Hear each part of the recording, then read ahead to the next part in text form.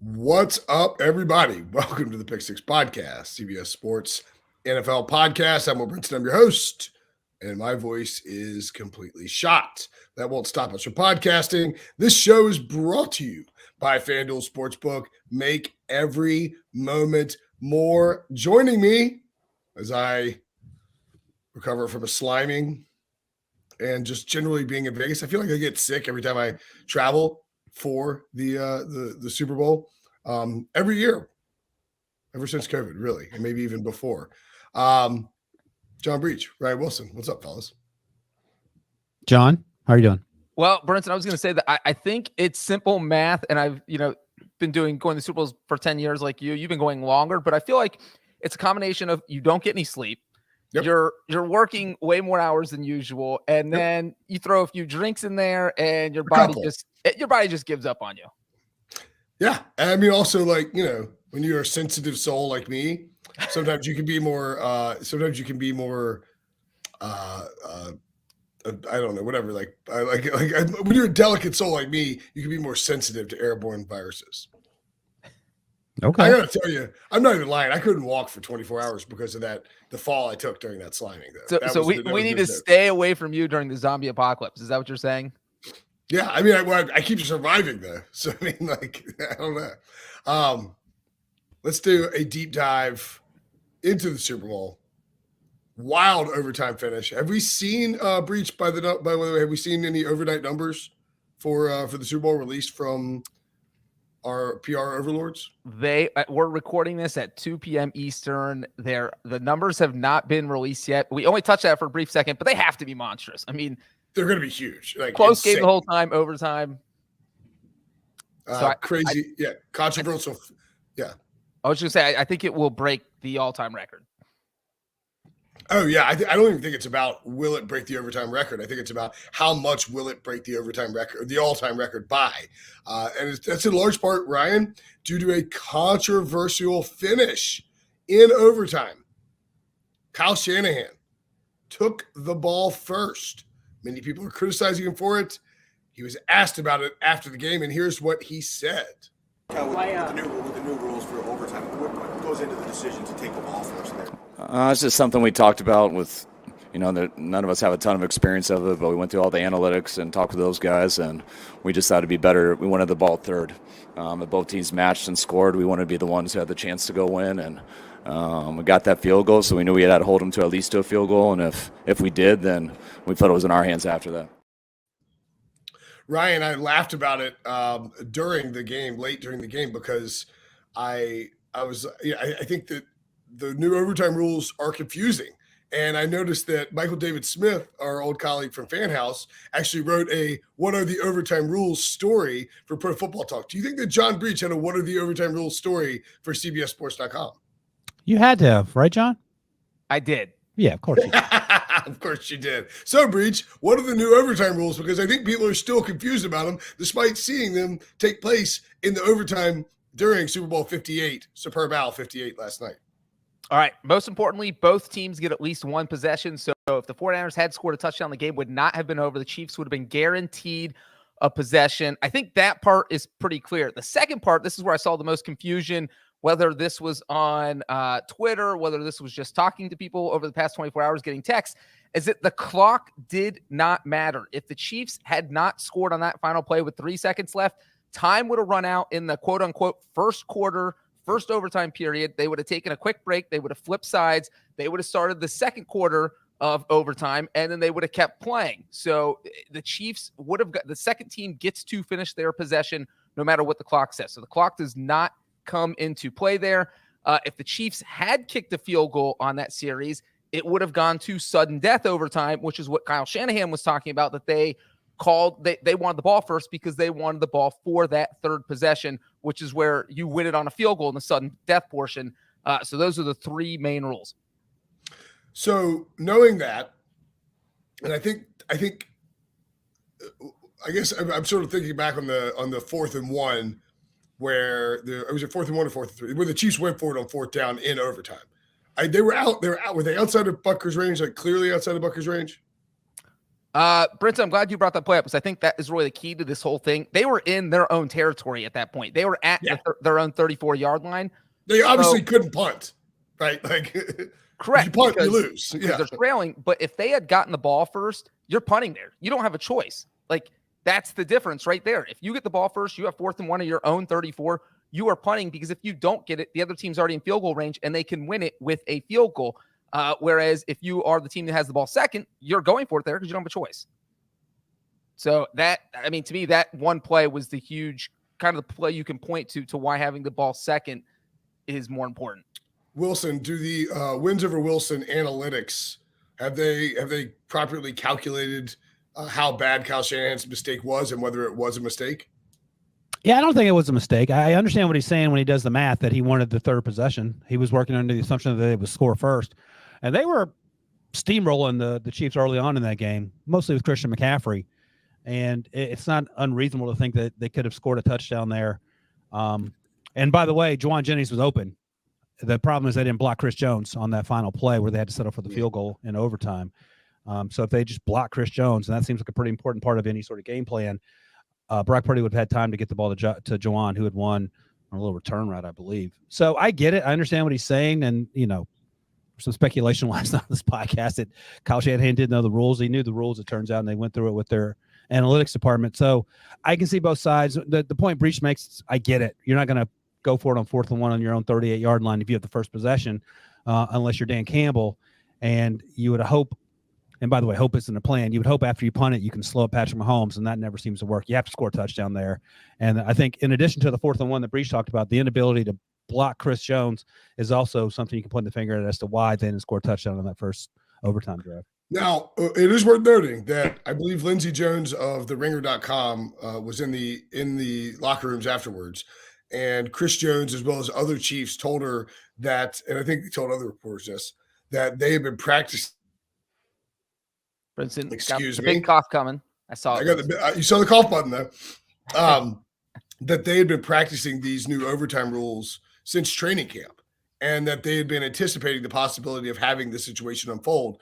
And other 49ers players made it seem like they were a little less clear about the rules. I'm not saying I'm not like Kyle Shanahan is one of the all-time great coaches. I'm not suggesting that he didn't know the rules. I just think that in the moment, as it's all unfolding the way it did, that the Chiefs definitely were more confident in their game plan and what they were going to do. And you can go back to the, what is Bill Belichick, when Belichick and the Patriots won all these games, and also like an old Bill Walsh line about if you're the one who's keeping a calm head when things are getting crazy, you don't need to like elevate your game. You just need to maintain your cool. And generally people will lose it around you more often than not in these situations. The Seahawks and the Patriots, the end of that game being a decent example. And I think you can at least make the case, Wilson, even though with your sardonic remarks there, that there was like a little bit of Kyle Shanahan and the 49ers not being as cool and as prepared as the Chiefs were. Yeah, I mean, they faltered under the moment. I don't think that means they didn't know the rules. I just think that I would imagine Kyle Shanahan is perpetually prepared, but this isn't the first time he's shrinked in big moments, especially in the Super Bowl. I'll say one thing real quick, and it's that it doesn't make any sense to me to be playing for this imaginary third possession. This is like me if I told my wife, hey, you know what? If we ever have $50 million, we're going to go buy a mansion. That's a great promise, but if we never have $50 million, that promise doesn't mean anything. It's just so you're playing for this possession that might not ever happen. And you look at what are the options in overtime. If you get the ball first and you punt, now the Chiefs just need a field goal to win. They have Patrick Mahomes and one of the 3 best kickers in the NFL. If you kick a field goal, now the Chiefs can go drive a touchdown to win the game. If you score a touchdown, I think Chris Jones said in that same Ringer story that Andy Reid pretty much said they would go for 2 in that situation to make sure the other team didn't get a third possession. So the Chiefs would have done everything possible to make sure a third possession didn't happen. So in that case, it just seems like it favored the Chiefs by far to have the ball second. Here's the quote. We talked through this for 2 weeks, Jones said. And this is again from theringer.com and Lindsey Jones, who's a great writer and editor over there. How we was going to give the ball to the opponent. If they scored, we was going for 2 at the end of the game. We rehearsed it. This is Lindsey now writing. The 49ers did not do the same. multiple San Francisco players said after the game they were not aware that the overtime rules are different in the playoffs than they are in the regular season, and strategy discussions over how to handle the overtime period did not occur as a team. Defensive lineman Eric Armstead said he learned the details of the postseason rule when it was shown on the Allegiant Stadium Jumbotron during a TV timeout after regulation. Fullback Kyle Juszczyk said he assumed the 49ers asked to receive when they won the toss because that's what you do in the regular season when a touchdown wins the game. I guess that's not the case. I don't really know the strategy, Juszczyk said. Not a good look. Not a good look. An interesting question here, though, that producer Harry mentioned, and I think it's really fascinating, is what do you think the breakdown would have been with other coaches in the NFL? Because keep in mind, this was the first time this overtime has ever happened because it's only in the playoffs. They only implement it in 2022, and this is the first postseason overtime game we've gotten since they started it. So this was the first time any coach had to make this decision. Do you think most coaches would have taken the ball second and that Shanahan's the oddball, or do you think that they would have followed his steps and taken it first? I think, and I know Seth Walter of ESPN said he talked to an analytics guy or analytics person from an NFL team who said if you polled NFL teams around the league, you would not get a definitive answer about what is the best thing to do in that situation because the imaginary third possession does technically come into play. Even though I agree with you, Breech, you can't like hope is not a strategy, as Wilson likes to point out to us frequently. Having said that, I think most coaches would prefer to defer because this is the closest. We talked about this last night, but it's like the closest comp you can really come up with is the college overtime rule, where you start at the 25, and if you get the ball first and you get to fourth down, you kick a field goal, the other team walks it off with the touchdown. So the Chiefs knew once they held the 49ers to a field goal, a touchdown wins it, and I think that played into their strategy. I would not be surprised if there's a discussion on the sidelines with the Chiefs and hopefully NFL inside the NFL or NFL Films or whatever comes up with it. But if there was one, that when the 49ers chose to take the ball, that the Chiefs were like, let's try and time this. If we get down to the end zone, let's try and time it with the end of the quarter if we can and a running clock, because it's going to throw everybody off, or at least some defenders off. To answer your question, Breech, Dan Campbell's taking the ball first. He's scoring a touchdown, and he's going for 2. No matter what. I will say one thing, though, that I think it took 40 years, 50 years, but I think the NFL finally hit a home run with their overtime rule. This seems like the right decision. Obviously, you don't want to do this in the regular season because you don't need to drag out games, but for a game to have guaranteed each possession, this is exactly what you want. It made it a thrilling overtime. Nobody is arguing about it being unfair, about the coin toss going one way. It is just, did Kyle Shanahan make the right or wrong decision? That's what we're arguing about instead of the unfair rules of overtime. So I think the NFL finally has gotten overtime right. Well, and to your point, Breech, if the 49ers score a touchdown, kick the extra point, and then the Chiefs go down to the other side, score a touchdown, go for 2, and do not get it, we are having a very, very different did somebody bleep up discussion, and it involves Andy Reid and going for 2, even though I think we all agree that we like the idea of trying to put the ball in Patrick Mahomes' hand to win the game versus, kicking an extra point to tie it up and then, trusting your defense to stop Kyle Shanahan's offense. Yeah, I love overtime. I hope we see more overtime and more Super Bowls. Mahomes also talked about it.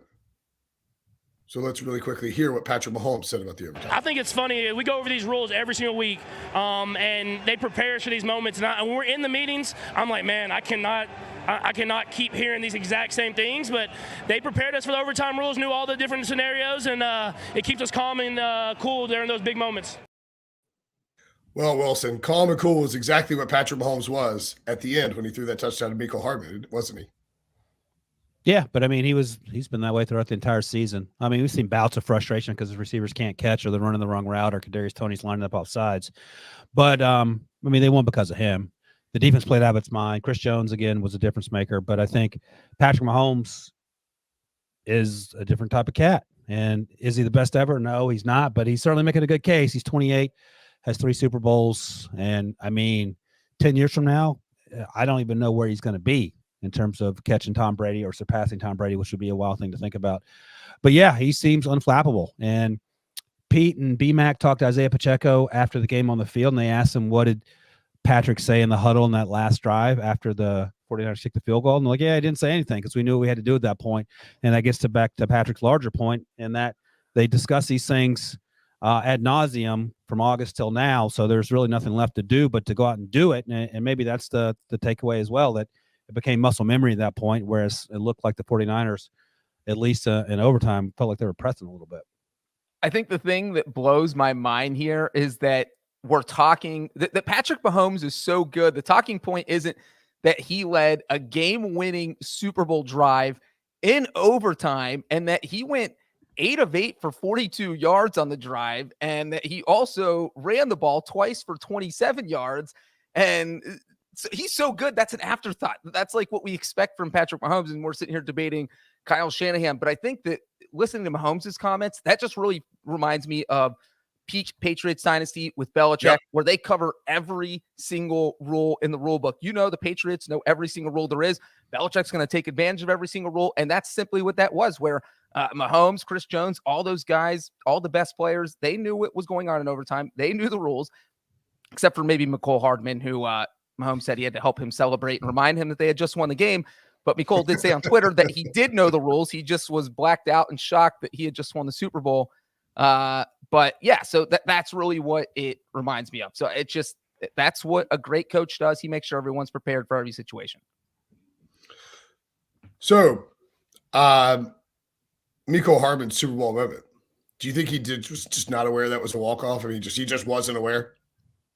He said he blacked out. He's probably happy he caught the ball. I mean, he's had some rough patches, as Patrick talked about after the game to Tracy Wilson. So just be happy he caught the ball, whether he knows the rules or not. He doesn't need to know the rules. Just know which way to go. He got in the end zone on that final play on what felt like an easy pitch and catch, but it was a rough path for Mecole to get that. And by the way, Mecole had that huge catch earlier in the game, the play before Isaiah Pacheco fumbled. So this was probably one of his best games in a while.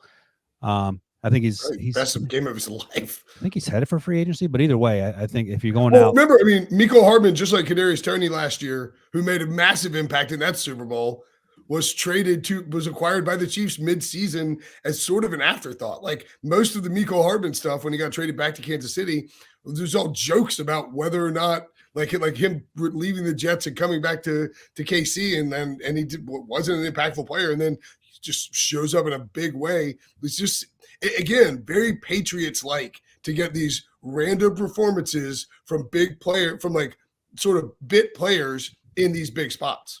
Yeah, and it's one thing about, we're talking about Mecole Hardman saying he blacked out and didn't realize what was going on. After he scored the touchdown, he just threw the football on the ground and it rolled off. And I don't know who has this football. I want to know who has this football, because that is a hell of a souvenir. Because look, at the Super Bowl last year, we had Harrison Butker kick the ball over the kicking net. A fan caught it and took it home. He went home with the game-winning football, and we might have a similar situation here with Mecole Hardman.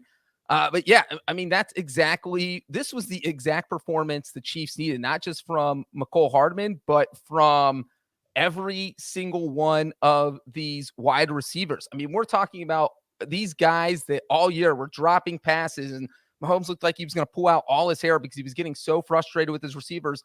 But we see him go with 0 drops in the AFC title game, and they all came back with huge games here. He had 6 receivers who had at least 3 catches. He had 7 who had at least 20 yards receiving. You got a guy like Justin Watson. He had a huge 21-yard catch on 3rd down and 9, I think, at the end of the first half when they got that field goal, when they got their first points, which are key because no team had ever been shut out in a Super Bowl in the first half and then won the Super Bowl. We saw Rashee Rice come up with a huge 3rd down plays, especially the one in overtime, caught a 13-yarder on 3rd and 6. MVS caught the touchdown. MVS caught the touchdown. One play after the fumbled punt to kind of make the 49ers pay for that. Jerick McKinnon caught a 3rd down pass on the field goal drive at the end of the game when Harrison Butker tied it. So it was just all these huge 3rd down plays where earlier in the season, these guys were dropping the passes, and for whatever reason, they put it together for these final 2 games of the season. They sure did. I want to note, Bill Barnwell sent out the tweet about just like the all 22 of the 4th and 1, where Mahomes, I believe the playlist reads, it's Patrick Mahomes right tackle to KC 42 for 8 yards. That play, if you look at the play design on that play, it is insane, outrageous how good it is, because is Noah Gray 83 or 8? I think Noah Gray is lined up, and does a fake instep to his left as if he is, and as the offensive line is blocking to the left as well. And it looks like Noah Gray is trying to get inside to block. He actually is immediately going right back out to draw a cornerback away and allow Mahomes to come up the middle. And it's basically a triple option style play. But Nick Bosa overcompensates, goes over the top because he looks like it's a handoff. I'm not saying Bosa screwed up. I just think it's a really, really, really well-designed play. And I just wanted to point that out before we had to break. And unless you guys have any thoughts. Well, and real quick, you even had Kelsey. Was it Kelsey that went in motion across the hole? Yeah. Behind. And Behind it was even setting it up that he might go under center and run a QB sneak. So if you're because the Chiefs have done that before in short yardage situations. So now you have them kind of looking inside and worrying about that. They're worrying about Noah Gray. The last thing they were worrying about was Patrick Mahomes taking off. I mean, it was an insane play design. Yep, sure was. All right, let's take a break. When we come back, we'll look at Brock Purdy's performance next. We give thanks to the athletes who took big risks, who beat the odds despite being oddballs because of their skin. But to change the status quo, you have to be willing. This is the month we remember. But more important, we dream of something bigger.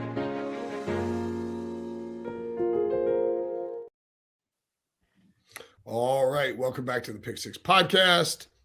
Brocktober didn't end the way that the 49ers hoped. Brock Purdy, though, how would you assess, Wilson, his performance in his first Super Bowl? Did he have a good game? Yeah, no, I thought he did have a good game. I mean, like I said early on, they leaned on the run game. Christian McCaffrey was running all over the Chiefs defense. They had very few answers.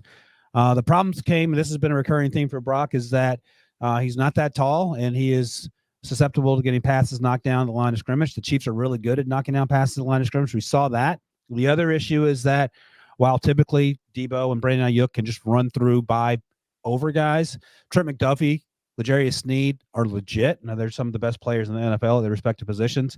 And Trent McDuffie, I don't know if he said it here or heard it somewhere else, but there's an argument to be made that he could have been in the running for MVP as well with the way he played that game. And I just think they ran out of bullets. I don't think Brock Purdy did anything outrageous. The throw to the use check, he spun out of a couple tackles, was a great play. He was going right, and then he came back and came left to Christian McCaffrey. He had a nice little run down the sidelines on a little dump off. Was also a good play at a couple of anticipation throws that he's done throughout the year repeatedly, but he wasn't asked to do too much. I guess you could argue he had a couple of Jimmy G moments where he overthrew guys who were potentially going to have touchdowns. The Debo one initially was a PBU by Trent McDuffie. The other one, I think he overthrew either Ayuk or maybe Debo again later in the game.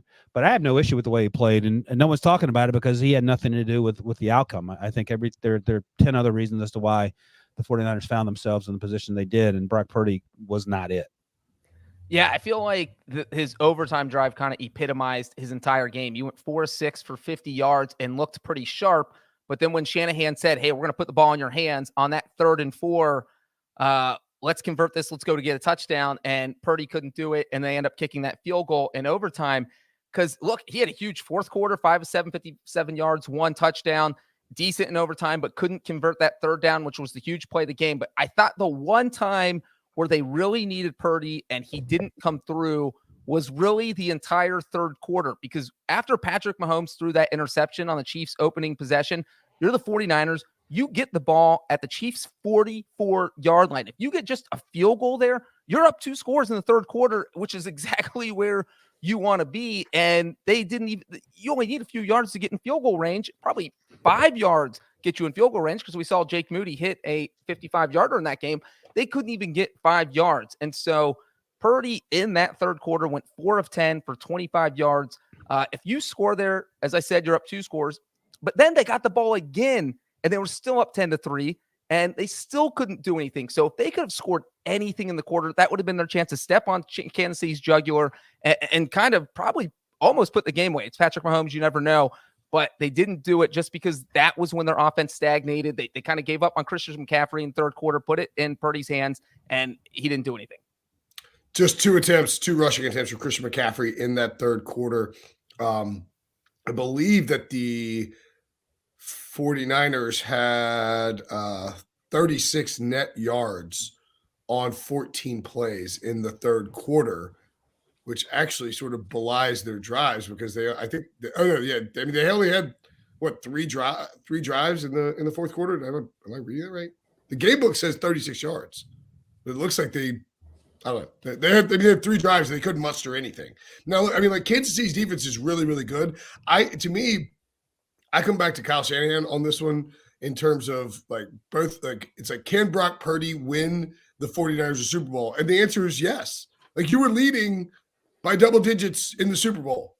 If you were winning by double digits in the Super Bowl, even if you end up losing the Super Bowl, in my opinion, that means you can win a Super Bowl with whoever got you to the dance. Now, I know that like I think it's a little unfair that the Brady 28-3 comeback falls on Kyle Shanahan more than it does on Dan Quinn. Like when Washington hires Dan Quinn, the talking point is he got the Falcons to a Super Bowl. But it's like Kyle Shanahan lost in the Super Bowl. He's not even the head coach.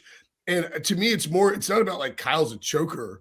It's more about, Kyle has gotten the most out of quarterbacks like Matt Ryan, who's a really, really much better quarterback than the other 2 guys I'm going to name, but Jimmy Garoppolo, and then Brock Purdy, all 3 of whom he got to a Super Bowl and had a big lead in the Super Bowl with.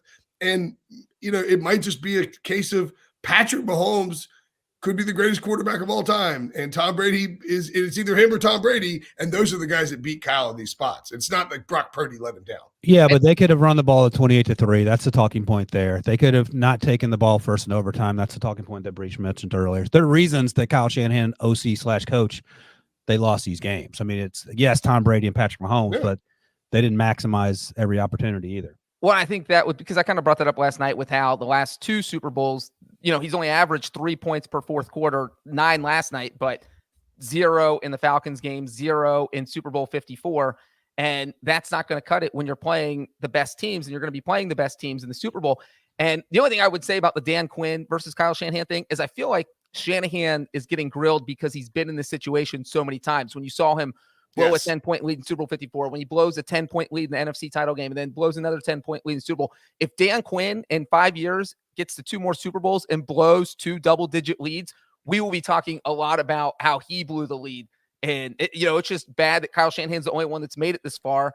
And fair or unfair, that's the label you're going to get, is the guy that just can't win the big game. And, do you think Shanahan is going to watch this film and think that Brock Purdy made all the great decisions? Or, Shanahan has a wandering eye when it comes to a quarterback. Do you think this will be the offseason where he finally does not have a wandering eye because he's happy with how Brock Purdy ran the offense? And Brock Purdy was awesome this year. $1.1 million is what Brock Purdy makes next year. Yep. And remember, this past offseason, and myself included, everybody wanted to make a big quarterback controversy in San Francisco with Brock Purdy because Brock Purdy was hurt, even though he played his way, before the injury into keeping the job. But then because he was hurt, everyone agreed, maybe, you got to at least consider it. And Kyle Shanahan stood by him, traded Trey Lance and said, Brock Purdy's our guy. And but also tried to sign Tom Brady. So we didn't completely. Well, I mean, yeah, if you get Tom Brady, you get Tom Brady. It makes sense. But he did at least, he thought, hey, what if Brock's elbow doesn't heal fast? Why don't we see if Tom Brady wants to play for us? Yeah, if it were like him trying to sign Kirk Cousins. Yeah. Who will be a free agent? Okay. All right. He does love some Kirk Cousins.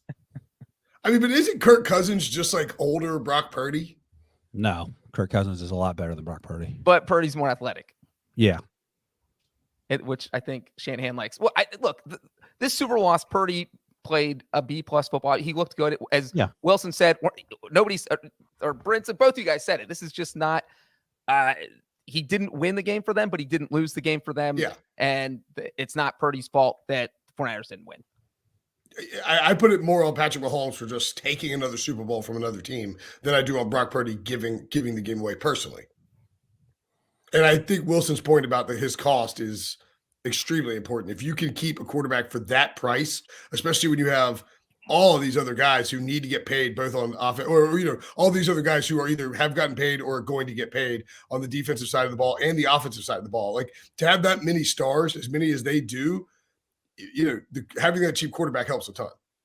Yep. And that's why it will be interesting, I guess, not this offseason, next offseason when the 49ers have to pay Brock Purdy when he's eligible for the extension after the 2024 season. That is when we can rehash this conversation of what's Purdy's future. How much money are you going to give him? But we don't need to figure that out now.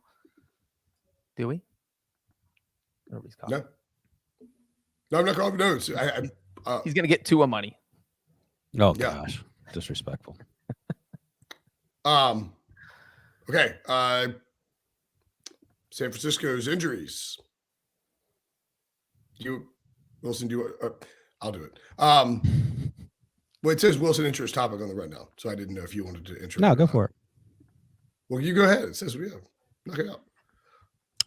If you're being kind to Brock Purdy, you can also say the 49ers struggled to keep their playmakers on the field. Debo left with a hammy. He did come back. Kittle went out for a moment. They did lose Dre Greenlaw, and you could argue that defensively, that was the biggest adjustment. Oren Burks came in, and he consistently, that's when Travis Kelce started lighting things up. 1 catch, 1 yard in the first half, and then Travis had 9 for 93, I believe, by the time it was all said and done. I don't think injuries are a concern because everyone at this point is really banged up. Joe Thuney didn't play. Nick Allegretti had to come in and play left tackle and availed himself nicely. He started back in the 54 Super Bowl 54, because Thuney wasn't there yet. Anybody want to point any fingers at the injuries as the reason that Kyle Shanahan turtled up? I'll say that losing Dre Greenlaw definitely didn't help. He was having a fantastic game. I think that was an absolute freak injury. That was the crazy part, that you're just kind of jogging back out onto the field and to just fall over and tear your Achilles. I mean, how does that even happen? And that happened with, I think, about 9 minutes left in the first half. So that's tough when you're losing one of your 3 best defensive players and you're not going to have him for 2.5 quarters. So I thought that one probably hurt the 49ers the most. I agree. Yeah, for sure. And it's also one of those where when it happens, it's like, I mean, we were talking about something last time. Do you think he was starting to run out and then stopped because there was a fumble and was like kind of excited about it, and then like the whole thing messed him up? And that's, I mean, like obviously it's just a freak injury because he's running the field, but it looked like he stopped and started a little bit. That's one of those where it's in the moment and it's so tough because you just don't have any time to prepare. Like adjusting and preparing and dealing with that in the moment is impossible. Yeah, you see the replay. Fred Warner's got his hands on his head, like, oh my God, what just happened? Yeah, it wasn't, obviously it was returning to the field, not even during a play, which is just absolutely almost like he couldn't. brutal. Yeah, Fred Warner looking at it like he couldn't believe what just happened. I mean, it really was one of the most bizarre injuries we've ever seen, especially on the stage. I mean, it was just crazy. It was just a non-contact running back on the field. Yep. All right, let's take a break. When we come back, special teams, of course, and Taylor Swift. What else? Next. Out there are 2 colossal beings, both forces of nature in their own regard. But in here, as soon as the chute bursts open, the duality of man and beast begins to fade. This is the PBR on CBS Sports Network. Guys, we're talking about my favorite topic, special teams. I feel like we rarely get to talk about this, especially after a big. You guys push me in the corner. You always give me my time to talk about it, but it's about 10 seconds. We literally had to talk about it without you even there on the show over at Radio Row. And then Brady Quinn hit me in the shoulder and was like, "Breech, you made me talk about special teams. I hate talking about special teams." So shout out Brady. Look. This was one of those games. We saw kickers dominate. We saw punters dominate. We saw one special teams play kind of swing things for the Chiefs. And they played a huge part in this game. And Wilson, I'll ask you first. Do you think this was the greatest special teams Super Bowl of all time? I'm trying to think, like going back, I feel like Washington may have had a kick return early in the 80s. There's the Super Bowl III was you talked about this, ended on a field goal by a rookie. That was Super Bowl III, right? Yeah, Super Bowl V, Jim O'Brien. Super Bowl V, sorry, right. The Colts won that one. Super Bowl III was the Jets. So there's that one. I don't know if there are any great punting performances that come to mind. I think this is it because, we obviously know about the kickers, both setting records ahead of one another. And then the punting was spotless. And I'll be honest, one of the things that made me most jealous watching that game was that the Steelers punter has never hit a ball more than 35 yards down the field. So to see both punters absolutely smoking and changing field position when they had pretty crappy field position, that had a lot to do with, I think, in part, the low score, at least early on. So, yeah, I'll give you that. Brinson, were you bored Or did you find it fascinating that for the first 3.5 quarters, this really felt like a kicker's duel with a little offense sprinkled in there? Well, I was annoyed because you were right very quickly about the broken record in terms of the longest kick ever made in a Super Bowl. And you were right about it twice. And Butker even broke the record that Jake Moody had broken. No, I think the fact that it was Moody involved, given all of his struggles kicking this season and in big spots as a rookie kicker, drafted really high by Kyle Shanahan, I think that added to the pressure of it. And the fact that he executed, I mean, like they didn't lose because of Jake Moody, and I'm kind of glad because that would have been a pretty tough scene. Yeah, Moody he made that extra point. It was blocked. He didn't miss it. Yeah, he did miss it. He hit it low. I'll say this about Moody's game. I would give him an A- because he did become the first kicker in NFL history to make multiple 50-yard field goals in a Super Bowl. When you're kicking from beyond 50 yards in a Super Bowl, the career percentage of every kicker ever in Super Bowl history was 46.7% going into that game. So it's a coin flip. So the fact that he made 2 of those, that means the 49ers got points that most people aren't going to get there. And I think that making both of those makes up for the blocked extra point. Even if he hits the extra point, it's 17-13. Does anyone not think that Mahomes doesn't go down and get a touchdown, and then Moody kicks a field goal, and then we go to overtime at 20-20 instead of 19-19? So I'm not going to crush Moody just because he hit the 2 50-yarders. I'm not going to crush him over the extra point. We talked about Butker for a while last night with the 4 field goals, including the longest in Super Bowl history at 57. And as I said, if he had hit the game winner, I do think he would have been MVP, but obviously that didn't happen. I do think Mahomes deserved it. And the one thing I did go back and watch because I couldn't just remember how it happened was the 49ers fumble and who was to blame there. And after watching it, I really think it was on Ray McLeod. Darrell Luter, he's the one who got hit by the ball. But when you're the returner, you are the only guy on the return team who is watching the football. The Luter is your blocker. He is trying to protect you. He has no idea where the football is. If the football is landing short, the returner is supposed to yell, Peter, Peter, Peter, and kind of point to where the ball is landing so that his teammates can disengage from their blocks and get out of the way so that something like that doesn't happen. Luter literally has no idea where the football is going to fall. Sometimes in high school and college, you'll see guys on the sideline yell, Peter, Peter, Peter, and point to the football so that it does not hit the defenders. So it's hard to blame a guy who had no idea where the football was going to fall. It's not like he tried to pick it up and run away. Then obviously McLeod had to try and pick it up after it hit Luter's foot. So I'm not sure you can blame Luter a ton for that. It was just completely bad luck. And finally, last thing I'll say, Tommy Townsend, absolutely an unsung hero. Wilson, you mentioned his hold on a 57-yard field goal last night. I didn't get a good look at it last night. Went back, not a great snap. He got it down. And obviously that was a huge kick in the game. He also had a 62-yard punt that got downed inside of the 49ers 20-yard line. So we flipped the field there. In the fourth quarter, he had a 53-yard punt from his own 11 that kind of flipped the field again. So Townsend, Harrison Butker, and then the fumbled punt. It was just a crazy special teams performance by the Chiefs. By the way, Ray McLeod could have also just fallen on the ball. He tried to pick it up, which also yes. Yes. Well, I do give him a little credit for, I think, knowing that the ball had touched the teammate. Like, you're right. She's just falling it instead of trying to pick it up and run with it. But, like, because at first the reaction was on, I think even Nance and Romo were because it was hard to see whether it hit the ball. They were like, what is he doing? Like, you don't touch the ball there. And then it's like, oh, my goodness, he needed to touch the ball. Obviously that's a disaster in terms of special teams. And as we said, yes.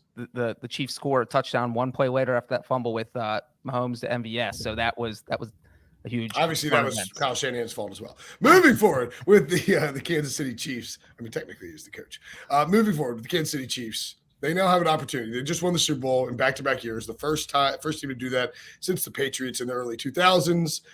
Ryan, if the Chiefs win a third straight Super Bowl in 2024, are they the greatest dynasty of all time?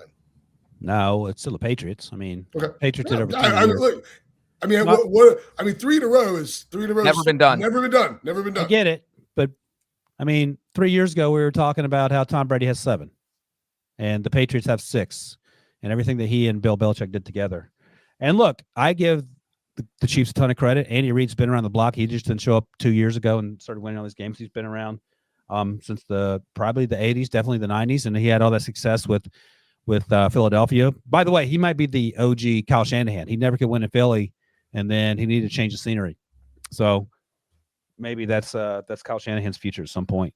Maybe we'll get traded to the Bengals, and the Bengals will start winning Super Bowls. Breech. But I think, look, if they win the next 2 in a row, then yes, no, you're not going to argue for me 7 or otherwise. But right now, I'm willing to remember that not too long ago, the Patriots were virtually unbeatable. It isn't just insane. I think I said this a million times this past week, but it's so insane that like Patrick Mahomes could have won 6 Super Bowls to start his career. That is not an outrageous suggestion. He was basically 2 plays away from making it 2 6 straight Super Bowls. And then I guess you could say he got blown out by the Buccaneers. But if the offensive line's healthier, maybe things are different for this specific season, though. Breech. Everybody saddles back up. I mean, do we think Travis Kelce's going to retire? I don't. And why would he? He's maybe the most famous man on the planet. I don't think Kelce and maybe they did briefly think about retirement, but I think Andy Reid, it's pretty clear Travis Kelce, both want to come back and get a three-peat. And I think winning this part is part of that drive where we can do something that no team in NFL history has ever done. And so now you come back and you feel like you have a real good chance because you look at the best teams. I mean, they manhandled the Baltimore Ravens. They beat all the best teams in the playoffs. The Bills have no idea what to do against the Chiefs anymore. And it's one of those where they're just in their head now and have that psychological advantage. The Ravens they got dominated by the Chiefs in the postseason. You really look around.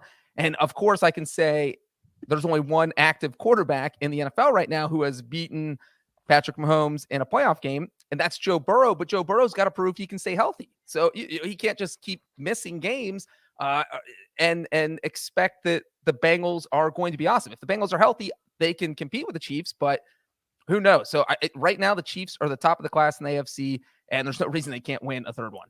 I thought Kevin Clark had a good tweet, Wilson, our buddy Kevin Clark of ESPN and of This Is Football podcast. He said that Mahomes reminds him of Michael Jordan because much like Jordan, he basically takes the, not the reputation, but sort of like the legacy of other like really, really good, opponents and peers, Josh Allen, Joe Burrow, Kyle Shanahan to a degree, and completely like changes their legacies as a result of his greatness. And I think Kyle Shanahan probably has 2 Super Bowls if Patrick Mahomes doesn't exist. If Josh Allen's probably been to a Super Bowl at least once if Patrick Mahomes doesn't exist. But this was the same conversation we had about Peyton and Tom. I mean, don't get mad, get better. Or Phil and Tiger. Yeah. Yeah, similar thing. All right, what, Wilson, does year 2 of Taylor Swift in the NFL look like? I mean, Breech talked about it last night. She feels like she's a legit fan. I wonder now that she's won a Super Bowl in her first go-round if she's just going to stay on tour and not be as at many games, or if they get engaged, and then what does that look like? He flies in from L.A. to do the games. Travis Kelce does. I mean, there are a lot of moving parts to that. Breech, you're the pop culture correspondent. I would imagine you have a better take on this than I do. I would say year 2 is going to be good for her because now it's been normalized that she's at games. We've gotten all this coverage in year 1. They won the Super Bowl. It does not get any bigger than that. And I think next season will be commonplace. And so when she shows up at games, she's obviously going to be shown because she's Taylor Swift, but people aren't going to fawn all over it. And we're not going to see 12 million tweets sent about. Maybe it's down to 8 million in year 2. And I think she's going to be more comfortable attending games and mingling with everybody. And as we said in the Super Bowl, she looked like she was enjoying herself, except, when it was close and she was biting her nails. But Taylor Swift looks like a legit NFL fan. I think she's here for the long haul. And I think we'll see her at a just said, Wilson, if they're engaged, that could change things because then it becomes like a pre-wedding tour. Have you already written that story? Maybe I got the shell ready. But if that is the case, then then that excitement returns and they're going to celebrate every time she's in the stadium next year. And that's all anyone's going to want to talk about. So I think that would be the twist where this year 2 would be bigger than year 1 if Travis and Taylor are engaged. Yeah, I would agree with that. I think a off-season proposal ratchets up things. But if she just comes back and is just, his girlfriend again for another year, which isn't like that outrageous to suggest. I mean, like they haven't known each other that long. Then I think it's entirely plausible that this does become a little bit normalized. And I'd give credit to CBS. I mean, it's our employer. I understand that it sounds like I'm kissing butt. I'm good at something that I do frequently.